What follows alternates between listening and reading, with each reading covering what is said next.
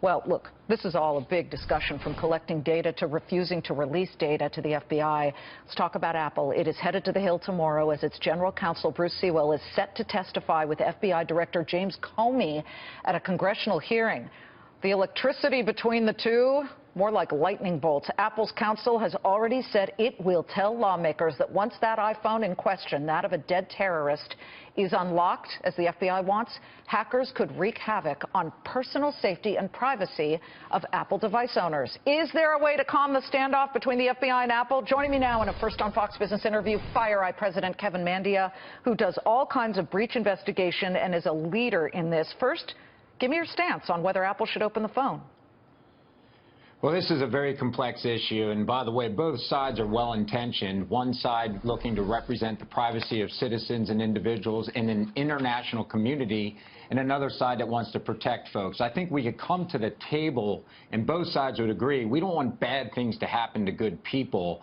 And I think what we're going to see emerge from this, and this discussion needed to happen, it's going to be an ongoing discussion as technology changes everybody's sense of privacy throughout the future.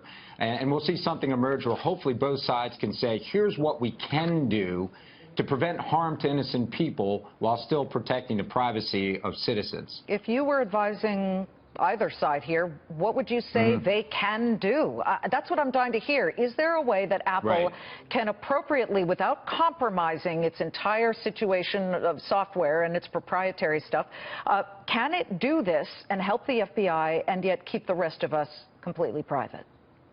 Well, I think it's going to be hard for Apple to promise any kind of backdoor, because the day they created, let's say they sat down with the best scientists in the world and they have them, and they create great encryption that does have a backdoor or a front door, or whatever you want to call it, within 24 to 48 hours, there's going to be freely available encryption that we can't break, available to those users that want to use it. So I think that the encryption issue is a real tough one to solve, because there's other third parties that can provide those solutions if Apple chooses not to. So that's going to be a tough one to be a solution. I don't see a backdoor into this as a realistic solution, simply because of that workaround.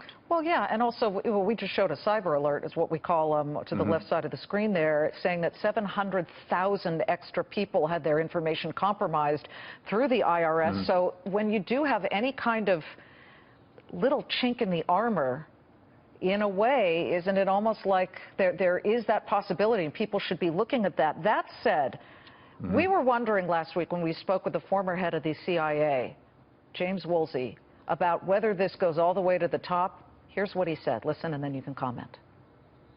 I think under the current structure, it will probably go to the Supreme Court, but I don't think that's the way we want things to work out. I think you have to change the structure to let both sides win. What do you think? All the way to the Supreme Court, and then what? You leave it up to, I wouldn't say the youngest people in the world sitting on the Supreme Court, who might not have, extreme knowledge, and everybody's got an agenda here. You start to look at the Constitution. The Constitution says keep things private.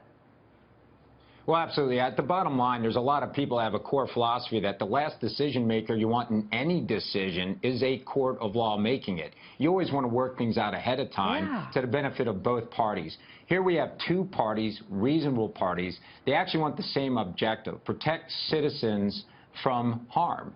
So hopefully those two parties working together can solve this and come up with a reasonable way to work together before we let the courts decide how they must work together. Well, we'll be watching it. Kevin, great to see you. Thank you very much. Thank you, Liz. Kevin Mandia, FireEye President.